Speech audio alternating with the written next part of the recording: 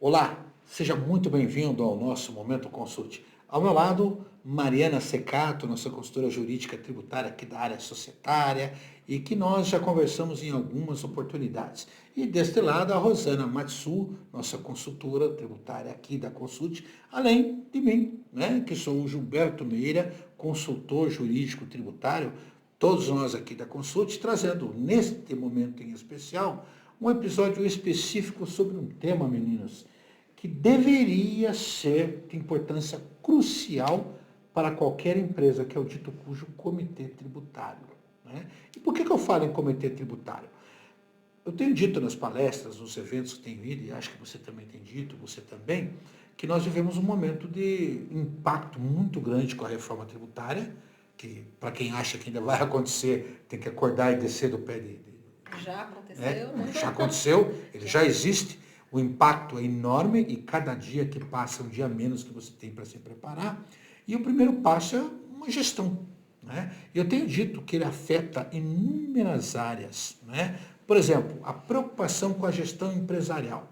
Eu tenho contratos com empresas, contratos de serviços, contratos variados, e mesmo você tem dito da preocupação de ajustes em função dessas circunstâncias dos contratos, não é isso? Exatamente, Gilberto.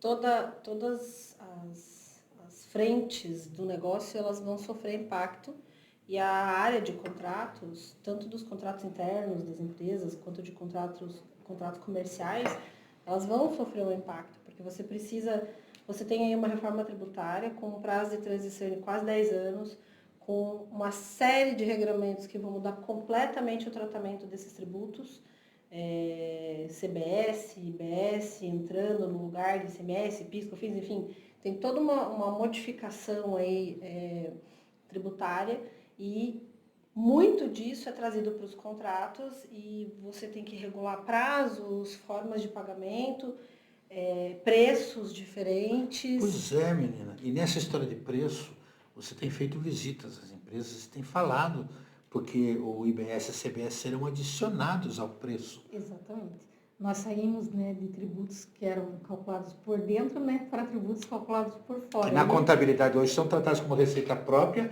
e doravante são receitas de terceiro, né? Então, o time comercial, principalmente, né, tem que andar abraçado com o jurídico, né, Mariana? Exatamente. Porque uma coisa, né, é justamente buscar o resguardo, né, nas cláusulas contratuais, né, quer seja eles nos processos de venda, né, o doutor Gilberto sempre fala que agora a gente está falando de tributos, né, regidos pelo princípio do destino, então a gente precisa pensar que no contrato de venda, caso mude a localidade de entrega, né, dos bens, nós podemos ter uma alteração da precificação.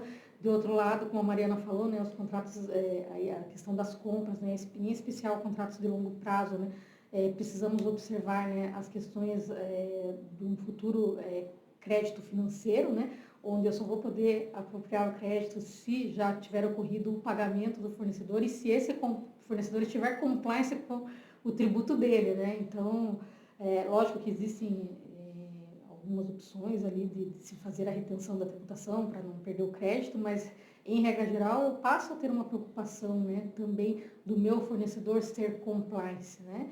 Então, a gente sempre tem dito que a reforma tributária ela não é uma responsabilidade exclusiva da área fiscal, da área contábil, mas de toda a empresa, é uma mudança cultural, né, doutor?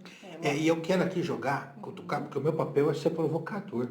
Jogar as duas em situação aqui comprometedora do ponto de vista profissional e dizer, ó, se virem, porque eu sei que elas têm muito conteúdo e vão se sair tranquilamente. Mas nós já falamos aqui rapidamente, eu vou elencar pelo menos 3 ou 4 situações e cada uma aí aponte o que acho que é interessante. Nós já falamos imediatamente da questão empresarial contratual, né, porque o preço é somado, o que traz uma preocupação de gestão tributária natural, rever preços, valores, contabilmente falando, ou seja, o empresário da contabilidade tem que entender isso, a empresa terá que ter uma nova visão, uma gestão administrativa, né, que traz aí, por conseguinte, uma série de cuidados, financeira e principalmente comercial. Porque o profissional de vendas, como você falou pelo destino, eu vou mudar, eu estou entregando lá em Santana do Agreste, né, usando o nome hipotético. Não, agora eu resolvi entregar lá no Iapoque. Muda alguma coisa? Muda tudo.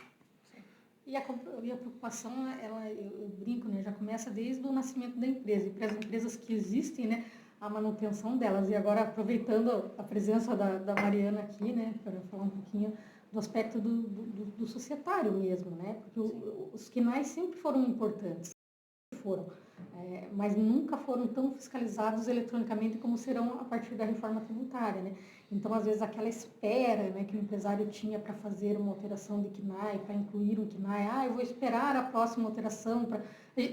Era uma praxe de mercado, porque as alterações são realmente caras, né? Então, às vezes, ele tinha uma alteração de endereço para fazer um pouco para frente, já aproveitava o mesmo momento para fazer as duas coisas juntas, jogava lá para frente.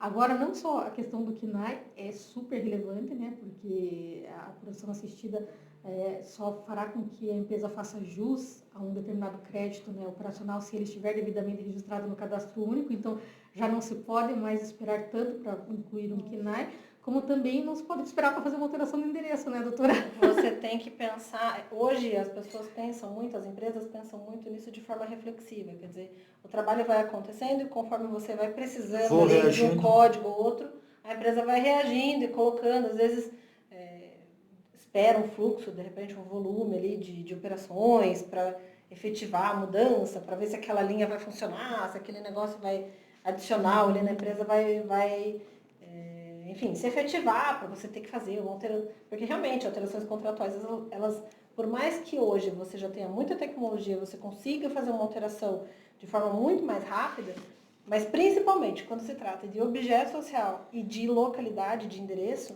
são os dois pontos, acho que, de um contrato social mais sensíveis.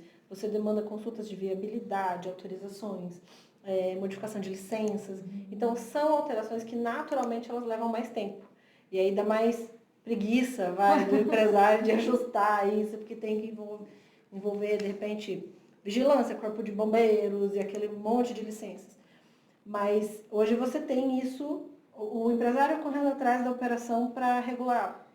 E com a reforma, e com todas essas modificações, eu vejo uma necessidade de antecipação desses problemas. Quer dizer, antes de você criar uma linha nova de negócio dentro da tua sociedade, do teu CNPJ, você vai ter que estudar as possibilidades e deixar a empresa preparada para receber essas alterações da reforma e para já poder fazer os recolhimentos adequados, né? Exatamente. Gente, como você bem falou já anteriormente, em outros momentos consultes também, né, nós estamos falando de um processo de transição, né, que se começarmos a contar aí desde a aprovação da emenda constitucional, são 10 anos, né, uma década de alterações. Então, assim, é um período que não será fácil, ele será complexo, doloroso, né, mas ele pode ser um pouco menos doloroso se for planejado. Antecipado, exatamente. A gente tem aí, puxando a sardinha para o meu lado, mas que se antevê tanto na relação com clientes e fornecedores, porque isso envolve aquilo que a gente já falou, alterações de preço, custo e tudo mais.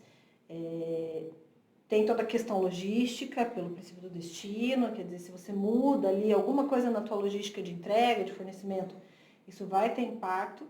E os empresários, enfim, os negócios que estiverem preparados para se antecipar tudo isso, poderão incluir nas suas condições, nos seus contratos, enfim, nas suas especificações para aquele negócio, cláusulas preventivas, já observando o que fazer numa mudança de entrega, numa diferenciação de relacionamento com esses clientes e fornecedores e principalmente no relacionamento com o fisco, né?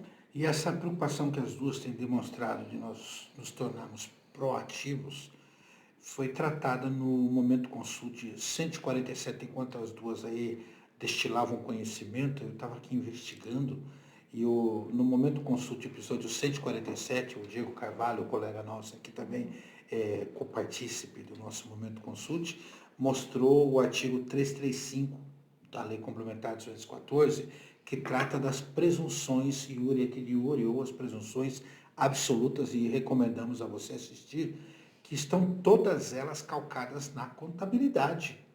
Ou seja, o que você fizer hoje vai servir a teu favor ou a teu desfavor. Então, quando você fala em compliance, em conformidade, né, nós temos preocupações além de tudo que nós já falamos, com logística, destino, TI, sistemas e processos. Adequação de layout, RH. Por que RH? O que tem a ver RH? Existem certas possibilidades de crédito, de pagamentos que você faz ao funcionário, que só poderão ser feitas mediante convenção coletiva. Está lá, está previsto na lei. Então, além disso tudo, uma preocupação de gestão profissional e pessoal, e que vai ser feito no dia a dia.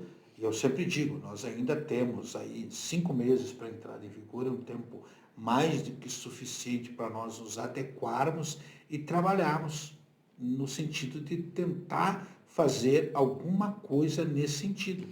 E aí fica a pergunta, como é que nós fazemos isso, meninos? Nós temos sugerido, né, dentro das empresas que nós temos visitado, né, nós temos sugerido que as empresas montem um comitê, né, de gestão da reforma. Né? Então, o que esse comitê faz? Né? Ele vai ter um focal de cada uma dessas áreas, então, um focal de jurídico para olhar para contratos, um focal de suprimentos, né, para olhar a questão da alteração dos custos, para olhar as mudanças das compras dos Simples nacionais, para olhar essas questões dos contratos de longo prazo, né, para trabalhar ali junto com o jurídico, porque o jurídico também vai precisar dessas informações, né, quem são os fornecedores que estrategicamente eu tenho que olhar, né, comercial, que vai ter que olhar para a formação de preços, que também vai ter que olhar para particularidades em contratos de venda, financeiro, que passa a ter um papel totalmente inverso ao de hoje, né, hoje o departamento financeiro, ele praticamente ele pede, né, que o fiscal, o contábil, eles, me diga quanto que eu tenho que colocar aqui no meu fluxo desse mês, qual que é a média que você vai pagar de tributos, né? Agora não, agora o financeiro faz parte do processo de apuração, né? E principalmente não ainda agora no início, onde o split payment vai ser opcional, mas quando esse split estiver vigente, né, e da forma mais inteligente, o financeiro é parte crucial do processo de apuração, né? Porque é ele quem vai garantir que a condição de pagamento, né, esteja realizada, para que então o crédito ele esteja habilitado e passível de utilização, porque uma coisa é ele estar habilitado, né, pela emissão do documento fiscal, outra coisa é ele ser passível de utilização. Então o financeiro passa a ter um papel importantíssimo, né, junto a isso. A área de tecnologia, os documentos têm que estar, né, totalmente adequados ao cenário da reforma tributária, aos novos tributos, né, inclusive a partir de 2026, se não estiverem adequados, né, eles não poderão ser emitidos, né, já haverá as regras vigentes.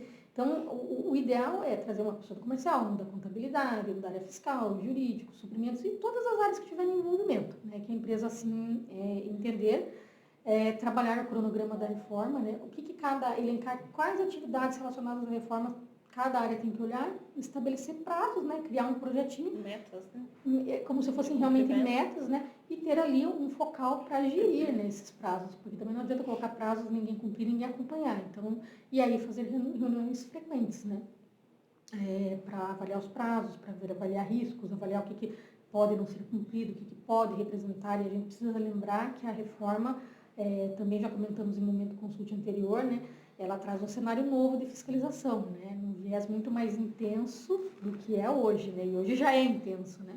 Então, ela traz aí um regime especial que pode reduzir o período de apuração, né, para 50%, pode ainda exigir recolhimento diário, pode colocar a empresa num radar iminente de fiscalização, onde ela tem que prestar muito mais informações.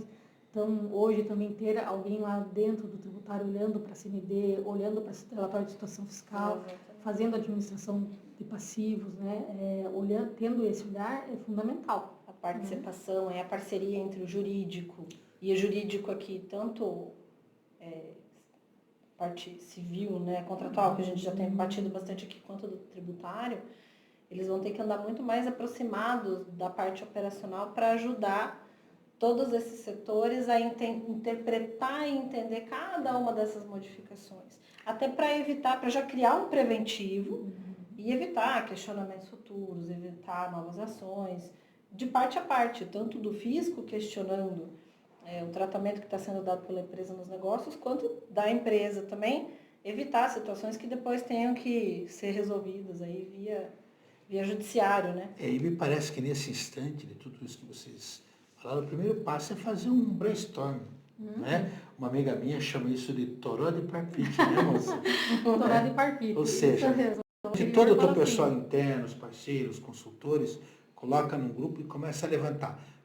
Apresenta qual é a ideia da tributação e você certamente vai ouvir opinião das mais variadas, inclusive aquelas que você nem imagina que possam sofrer impacto. Por exemplo, transporte, entrega, eu uso muito frete pago, frete a pagar, operação triangular. Ou seja, eu vou ter que identificar os gargalos. E é por isso que nós falamos em gestão. Quando você faz uma gestão, você começa a descobrir que você tem uma nova realidade, tem problemas que você não imaginava que iria ter, né? E tem soluções para problemas que você imaginava que não tinham solução. Mas o principal, assim como você vai identificar problemas, você vai identificar oportunidades. E isso só é possível se você fizer gestão. Eu sempre falo, não sou formado em administração, mas no Henri Fayol, né, que tem 14 princípios que falam de gestão, controle, planejamento, organização, direcionamento. E é basicamente isso que nós temos que fazer, as empresas precisam fazer. Ouvir um profissional, escuta, o que vai afetar na minha área? E muitas vezes conhecer a tua área, nós temos visitado empresas, algumas com relacionamento governamental, por exemplo, se você tem relacionamento governamental, tem um fato que está expresso lá na Lei Complementar 214, que diz que o fato gerador é reconhecido no momento do pagamento. Então, você não tem que antecipar, não é regime de competência, mas é regime de caixa. Tá? Então, esses detalhezinhos que variam de caso a caso vão ser fundamentais, não é isso, meninas? Exatamente. E como a Mariana falou, né, esse planejamento todo pode evitar algumas leads, né, doutora? Algumas, bastante, eu diria. Como sempre, né? Isso, acho que essa prevenção das empresas sempre foi crucial para a gente evitar, para fazer realmente o preventivo, o trabalho preventivo e evitar a ação judicial. Mas agora, muitas dúvidas vão surgir. São muitos detalhes, são muitos departamentos distintos que vão ter que aprender a trabalhar mais próximo. Nós vamos descobrir um problema que a gente nem imaginava que existia. Exatamente, vai ter muito problema surgindo aí, sem uma solução aparente inicial, mas que com esse comitê, enfim, com essa união de forças aí, eu quero crer, que os negócios serão bem geridos aí nessa transição, né? Contar uma história que a Rosane e eu vivenciamos lá nos anos de 2008, quando começamos a implantar nota fiscal eletrônica. Né? Toda vez que alguém vai implantar um novo sistema de RP, a primeira coisa vem lá o pessoal de TI e começa com aquelas planilhazinhas. Aceleradoras. Planilha aceleradora, isso, não chique. Que equipamento você tem, né, onde existe, onde é que é usado. Ele faz um mapa, né, da arquitetura que você tem. Tá. Bom, o que nós queremos implantar? É isso daqui, ó. Esse equipamento não serve, porque isso, porque aquilo, coisa e tal, não sei o quê. Ou seja, ele mostra para você uma necessidade aparente. Ótimo. Uma equipe de TI preparadíssima, tudo certinho, até que acontece o dia de início, que é chique, eles chamam de kick-off, né? Que é a partida. Isso, temos a partida do kick-off até o go live, né? Até terminar, que é o go live, né? E aí o que acontece? Tudo certinho, aí eu programo na instalação de uma rede e começa a furar na parede. Só que ninguém levantou que naquele local tinha uma barra de concreto, onde eu não vou conseguir. Será que foi falha do projeto? Não, gente. O projeto ele foi feito para ser mudado. O projeto é um vetor, um norte. Isso que eu falei, comentei com as meninas, de que você enfrentar problemas que você não tinha a menor noção que existiam, faz parte desse comitê. Ou seja, vamos vivenciar as situações. Está aí agora. Para que lado eu corro? Dou um tiro, saio correndo, peço para a mamãe, o que eu faço? É mais ou menos isso? Exatamente. E aí por isso que é importante você ter os focais e ter, né, um gestor, né, que acompanhe os prazos e que seja capaz de apontar os riscos de comprometimento de prazos. Né? E aqui, quando a gente está falando de comprometimento de prazos, é um pouco diferente de você falar do projeto de TI, onde quem estabeleceu o prazo foi a própria empresa. Aqui não, aqui a gente tem um ente chamado governo, né, que estabeleceu um prazo que não vai ser flexibilizado. Então, por isso, você tem que colocar pessoas capacitadas para fazer isso, para gerir os prazos, apontar esses riscos e revisitar ele o tempo todo, fazer o tal do PDCA, né? É mais ou menos como trocar o pneu com o carro andando, Exato. né? Numa descida, você sem freio, tá? E a 200 metros um paredão. Exatamente. Será que eu dramatizei demais? Eu acho que é bem adequado. É mais ou menos O isso. desenho está excelente. E por que eu citei esse exemplo, gente? Eu acabei de contar a história lá do concreto. Nós já estamos aí, mês de agosto, o PLP 108 já teria que ter sido aprovado e nós vivemos problemas de ordem política no Brasil de tal sorte que os prazos estão sendo atropelados, mudanças, discussões, ou seja, nós temos um volume de imponderabilidades muito grandes. E nesta hora você tem que ter serenidade. O que eu faço, para que lado eu vou, como decidir. E decidir sozinho é complicado, né? E geralmente a gente tem essa questão no Brasil, pelo menos, de que quando a coisa começa a apertar no final do ano do ponto de vista político, muitos projetos acabam sendo prorrogados. Ficam para o próximo ano, isso já aconteceu com TCMD, com imposto de renda, enfim, vários projetos que vão começando a ser atropelados por essas questões todas e que tem aí, eles acabam deixando para analisar mais para frente. Nesse caso, eu não sei se a gente tem muita margem para isso, porque a coisa já está em andamento, existem sistemas, até, o preparo tecnológico já está feito. Então, assim, a gente tem pouco tempo para analisar uma regulamentação que vem aí e botar todo mundo para trabalhar. Exato. E, inclusive, né, Mariana, algo diferenciado, e se a gente pode, né, trazer até um elogio para a Receita, é que, assim, nunca se viu a Receita Federal, os demais órgãos, a Receita Estadual e Governo Municipal, trabalharem realmente com nomenclaturas de projetos, né? Ou seja, eles estão com gerentes de projetos, não são poucos, são muitos, tem gerentes específicos só para adequação de layout de nota fiscal eletrônica, só para CTE, só para nota fiscal de serviços, tem gerentes maiores, né, aí dentro do próprio projeto, está separado, né, quem é gerente de projeto de legislação de quem é gerente de projeto da operação. Então, assim, quando eu olho hoje para o projeto da reforma tributária, assistindo, fazendo acompanhamento das lives, eu vejo eles extremamente capacitados em termos de gestão de projeto. Eles estão efetivamente trabalhando no mesmo nível que se trabalha no setor privado. Isso por um lado, é muito bacana de se visualizar até em relação à transparência que eles estão dando. A gente nunca ficava sabendo do que acontecia em projeto piloto, hoje nós estamos acompanhando. E o sentimento que nós temos é que não terá essa brecha de prazos e por isso a necessidade de dar celeridade, né, para os processos. Tentar se preparar com o que a gente tem hoje em mãos e que provavelmente nos próximos meses aí teremos de fato alguma regulamentação, a gente só não sabe o prazo em que isso vai acontecer. Se acontecer no dia 1º de dezembro, a gente vai ter menos de 30 dias para se adequar. Ou seja, o famoso só Deus sabe, vírgula, e talvez nem ele. Talvez nem ele.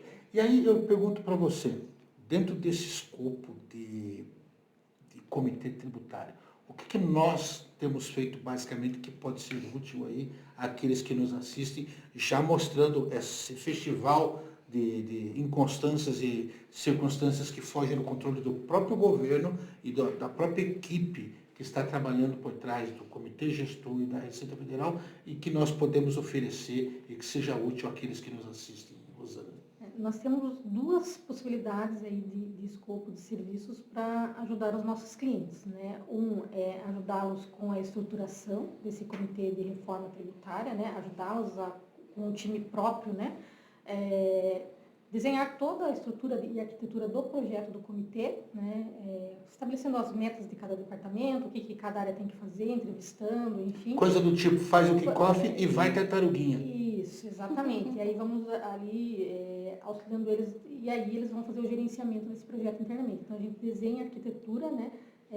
Junto com eles, mas eles é que vão gerenciar o projeto. E tem a outra possibilidade, para aquelas empresas que, né, tem o quadro muito apertado e hoje não conseguem gerir isso como projeto, de a própria Consult ser o gestor de projeto do comitê, né? Então, aí é um trabalho um pouquinho diferente, que envolve mais horas, né? A questão de horas também, existe uma flexibilidade na quantidade de horas, mas aí já é um acompanhamento semanal, né? Um tratamento mais próximo, mais próximo. E olha, gente, nós temos falado isso em termos de empresas, mas é muito importante que escritórios entendam que isso também é importante no âmbito dos escritórios de contabilidade.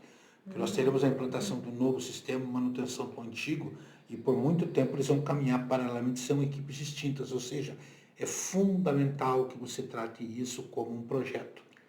Tem que ser como projeto, não pode deixar de acompanhar, tem que olhar para os prazos e sempre que houver não cumprimento daquele prazo, ele já tem que ser tratado como risco, né? Risco de não adequação. E aí, quais são os próximos passos que eu tenho que fazer, né? Ou seja, é aquele engendramento de projeto mesmo, muito similar ao que a gente vê na área de tecnologia, né? Tudo que pode comprometer prazo tem que estar mapeado como risco e já do ladinho ali tem que ter os passos que vão resolver aquilo. Quais são as alternativas, né? Eu tenho ouvido muito meus alunos, as pessoas com quem eu convivo, eu tenho lá na minha empresa uma equipe. Meus remédios, eu não vou citar nenhum para não fazer propaganda, né? Meus remédios tarja preta e os meus calmantes. Então nós formamos uma equipe de 3 para nos manter atualizados. Olha, gente, nessa altura do campeonato, você há de convir que uma pessoa sozinha não vai ter condição de visualizar tudo. A história, eu sempre conto a história do prisma, né? Quem é o dono da verdade? Eu sempre associo a uma subida na montanha. Quando você está no sopé da montanha, você tem uma visão sobre o plano, sobre aquilo que você vê à tua frente, atrás de você e aos seus lados. No que você sobe, está lá pelo meio, já descansando um pouquinho da caminhada, você se volta para ver o que você já caminhou, você tem uma visão do plano diferente da que você tinha, olhando para baixo e olhando para cima e olhando para as laterais. E num terceiro momento, quando você está lá no topo, você vai ter uma terceira visão, que vê pela frente, do que vê atrás, do que vê embaixo e do que vê nas laterais. Nenhuma das 3 visões deixou de ser verdadeira, mas ela é, antes de tudo, prismática. E é isso que nós estamos falando. O prisma de quem vê algo que você não vê é diferente. É a história do orientador, né? Ele pega aquele teu trabalho de TCC, ele vai direto. Olha, e isso daqui, você olha, como é que eu não vi isso? Essa é a importância do comitê, tô certo? Exatamente. E ter pessoas que realmente, né, tenham uma visão sistêmica, né, e consigam olhar para todos esses leques aí de atividades que precisam ser executadas, né. E o que nós temos batido muito aí dentro dos clientes aí que nós temos visitado é o entendimento de que a reforma tributária não pode ser tratada como uma responsabilidade da área fiscal e contábil. Ela é uma mudança cultural que envolve toda a empresa e todos os stakeholders, né? Então, clientes, fornecedores, o governo muda custo, muda formação de preço, muda fluxo de caixa, muda toda a parte de layout de tecnologia, muda contratos, né? Ou seja, são alterações muito significativas. Né? Até para você não sobrecarregar essas áreas, porque Exatamente. por mais que a gente diga que tem todo esse espectro aí de visões, mas claro que a área fiscal e a área contábil elas vão orientar os demais departamentos em muitos desses caminhos da reforma, porque estão habituados a esse tipo de linguagem, né? Que às vezes as outras áreas estão muito acostumadas a deixar isso. Ah, não, isso é problema da contabilidade, isso é problema fiscal, não é problema meu. Agora o problema vai ser em conjunto, mas se você deixar tudo isso na mão do contador, ou da equipe de contabilidade, ou da equipe do fiscal, ali, seja ela interna ou externa, isso vai criar uma sobrecarga e, como você disse, Rosana, tem muitas questões aí que vão depender das outras áreas, que também o contador não tem como decidir ou resolver sozinho. Então, não adianta, tem que trabalhar de mãozinha dada e... Tem um pouco de processo empírico também, tem muita coisa nova. Eu costumo dizer, lastreado no posicionamento do professor Paulo de Barros Carvalho, um dos grandes do direito tributário, que nós jogamos 50 anos de evolução do direito tributário no lixo. E quando eu digo 50 anos, é a contar lá do nosso Código Tributário Nacional de 1966, partindo para um modelo novo de tributação que não tem nada a ver com o ICMS, com o PIS, com a COFINS, com o ISS, o IPI, que acabou sobrevivendo, não vai ser o mesmo IPI. Ou seja, nós temos uma estrutura de tributação muito diferente. Então, vai aparecer muita coisa que nós não vimos ao longo desses anos. E aí a experiência é importante, mas principalmente a noção global, prismática, coletiva, é fundamental. E eu costumo dizer, viu meninas, até já partindo para o nosso término, que eu passei por 2 coisas, e a minha barba branca e o cabelo não deixam de provar isso, que a maioria das pessoas não passou. Eu fiz datilografia, coisa que muita gente não fez. Eu fiz também. Tá? E, já sendo profissional da área, passei por uma reforma tributária de grande espectro como esta, em 1988.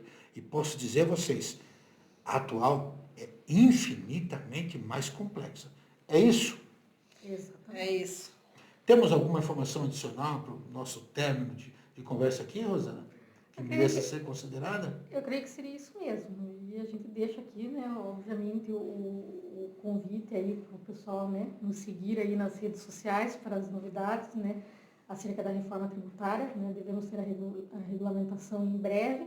E para aquelas pessoas que se interessarem, tiverem... Em breve é sabor do Congresso, vamos deixar bem claro, né? Exatamente.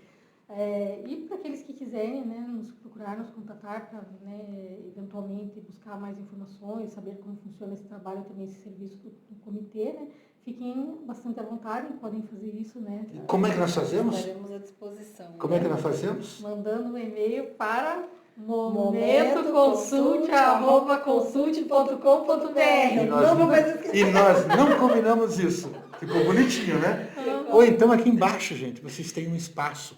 Nossa equipe é essa maravilhosa, além das duas minhas queridas companheiras de trabalho, nós temos uma equipe muito boa e temos realmente um conjunto de inteligência aqui que busca satisfazer. Não sabemos tudo, mas estamos atrás de todas as informações para atendê-los. E teremos o maior prazer em atendê-los. Nos sigam, como já disse a Rosana, nas nossas redes sociais, nós 3 as temos.